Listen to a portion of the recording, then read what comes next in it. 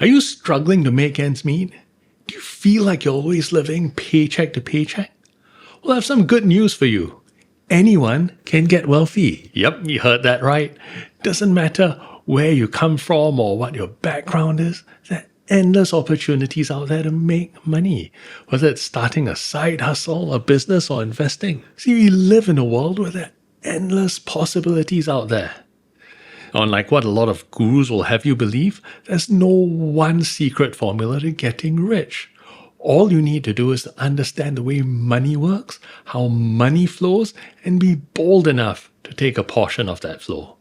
So don't let your current situation hold you back from achieving your dreams, because today we'll take the first and most important step to getting wealthy, and that's something that all of us can do. So follow along with this video and stick around till the end, because I'll show you what our students do right before launching into creating 5 income streams and rewriting their financial futures. And you can do the same. Mastery not required. So if you're new to this channel, my name's Tim Low and I help people create multiple income streams using their purpose instead of mastery so that they can live purposeful, meaningful lives. Now, lesson 1. Money as a tool and concept. See, a lot of people think there's some secret way to make money that only the rich know. Well, that's only half true. First, there's no secret handshake or formula that'll get you rich. But that's the good news, because that means that anyone who just thinks how the rich think, do what the rich do, have the opportunity to get rich. Now, don't believe me? Let's look at a few prominent billionaires. Right, Oprah Winfrey, right? She was born into extreme poverty and now has a net worth of $2.8 billion. Or Mark Zuckerberg or Jeff Bezos, who are both born into rather average middle-class families and who are both now worth in the billions. You see, money is a great equalizer. It doesn't discriminate. It doesn't care what color you are, who your parents are, or if you came from an Ivy League college. See, we're all the same in front of money. And if you're able to watch this YouTube video or listen to this podcast, then thank God you live in an open enough country or economy where everyone has the same rights to hold money, the same opportunities to get money. So the only thing that's holding you back is yourself, your beliefs, and how much you understand and respect money. Now, one of the things we find we need to do with our students before we get into creating income streams with them is exactly that. To work on their beliefs around money, help them understand what it is. Because if you don't understand what money is, then you'll never be able to tap into it to create wealth and sustainable income.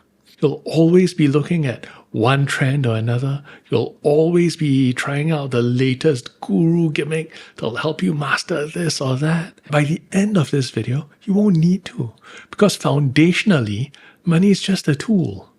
And as a tool, it's something to be used by the person who holds it.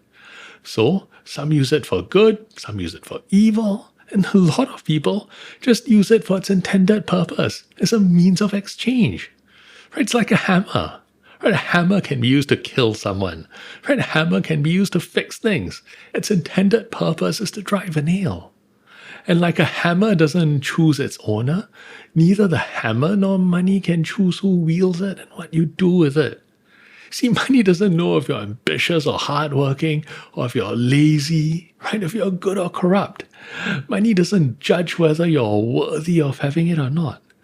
The trouble a lot of people have with understanding money is that for them, money is not just a simple tool. See, money is also a concept. Now, unlike a hammer that you can pick up, right? Money is intangible. It's something you can't really see or touch. I mean, sure, you have coins and banknotes, and some might still even have like a bank deposit book, right? But none of that is actually money. They're just representations of money. Right? In some jurisdictions, lawyers call them choses in action, meaning they're just representative of a right that you have, right? Like a debt, for instance. Well, how about gold, you might ask? Well, there's no currency currently on the gold standard anymore. And if you invest in gold, most investments are through funds or other derivatives. And unless you're investing in physical gold and putting that in a safe, You can't hold that either. Now, besides being abstract, the concept of money also comes with a lot of baggage for most people. See, all have inherent beliefs about money. Right? That it's good or bad, right? That wanting it or even spending it is good or bad. And if you believe that wanting money is a bad thing, then perhaps that could be undermining our efforts to get more of it. Or if we think that money is difficult to understand, then maybe we tell ourselves that we don't understand money and that makes us want to make bad money choices just to prove ourselves right. Because we always want to prove ourselves right. It avoids the pain of being wrong, and unless you're living in a purpose-led way, our base instinct is to avoid pain and pursue pleasure. But I digress. And that's what makes it so difficult for a lot of people to understand money. But is there really a need to understand money, like academically, to have it? And for that, we'll look at the wealthy. What's their understanding of money? Now, lesson 2, the wealthy and their wealth. Now, I worked in corporate law for 20 years, and so I worked with a lot of wealthy people, right? Some were self-made, some born into money, some elegant and polite to a fault, others loud and uncouth. The only thing all of them had in common is that they had nothing in common except for the fact that they had great beliefs about money. They all understood it enough, not like an academic would, but they understood it simply, as you are now in this video. And they respected it enough to say, I'm going to take some of that for myself, and I'm going to be prudent with it. You see, the wealthy are a diverse mix of people. And sometimes the people that many consider the least likely are often the wealthiest. So I was at an event at a very posh hotel here in Singapore. Now, I was tempted to give the name of the hotel, but thought about it and I don't want to get any of the staff into trouble. Anyway, our host for the dinner stepped out for a moment.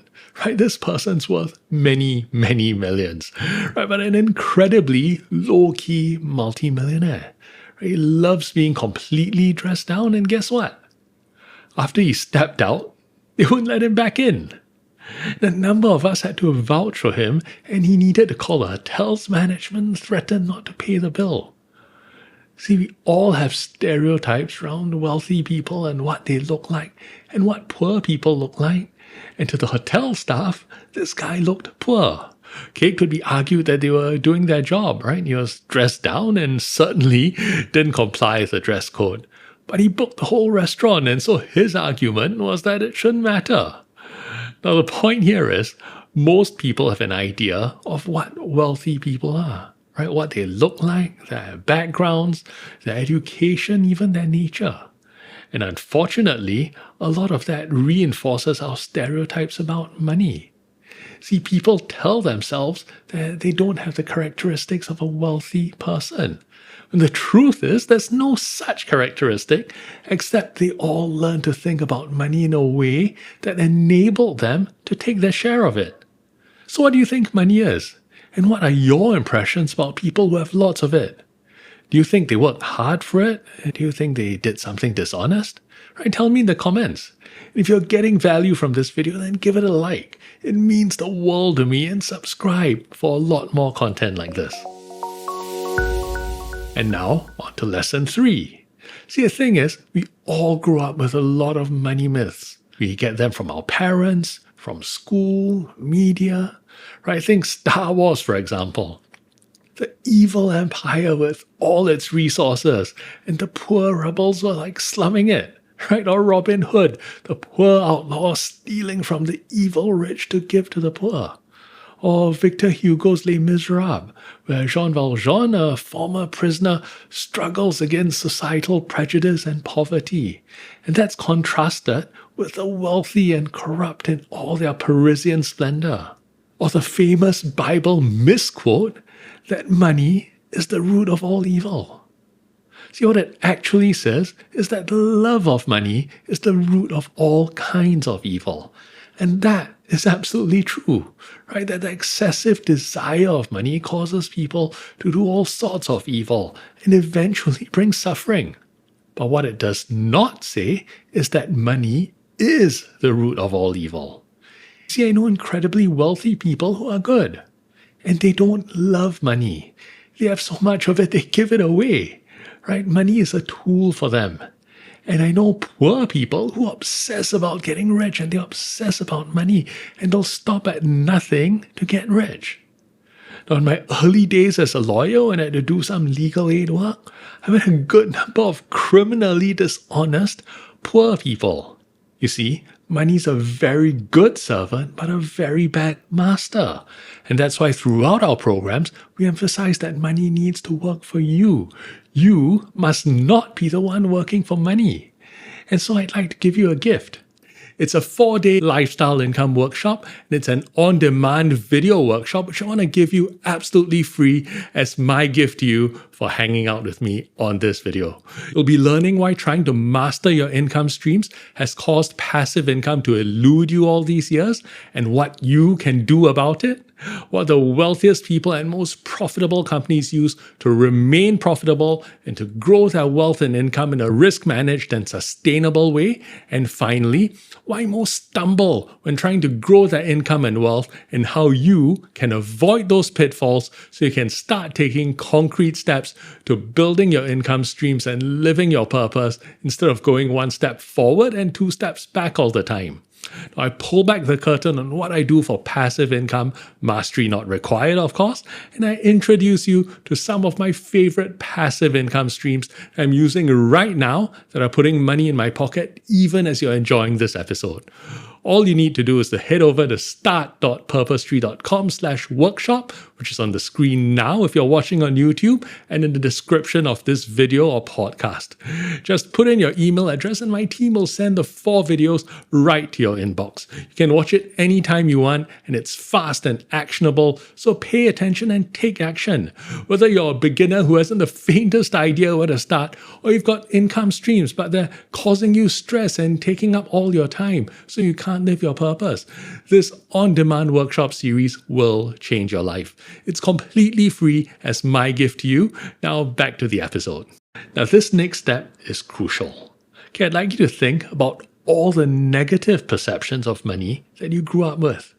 See, money is corrupt. I don't deserve money.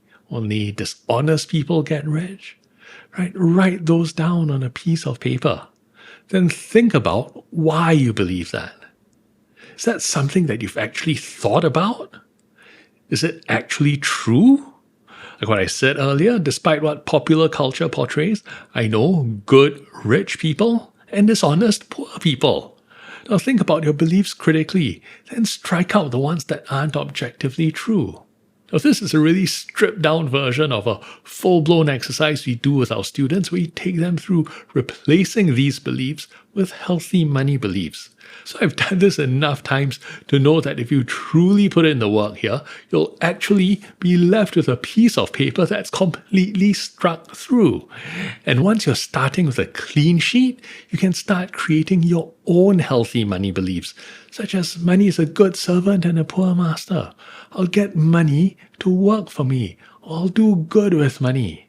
See, in our Mastery Not Required program, we create these healthy beliefs for our students, and once we reset our students' money beliefs, we launch straight into creating 5 income streams with them. And a good number of them manage to create like 3 income streams in the next 3 months when they've been struggling with creating passive income streams for years.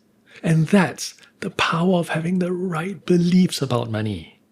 Now, I love that program because anyone can do it and it gets our students such amazing, life-transforming results. But before I get carried away talking about it, you can get our free 4-day lifestyle income workshop series at start.purposely.com/workshop.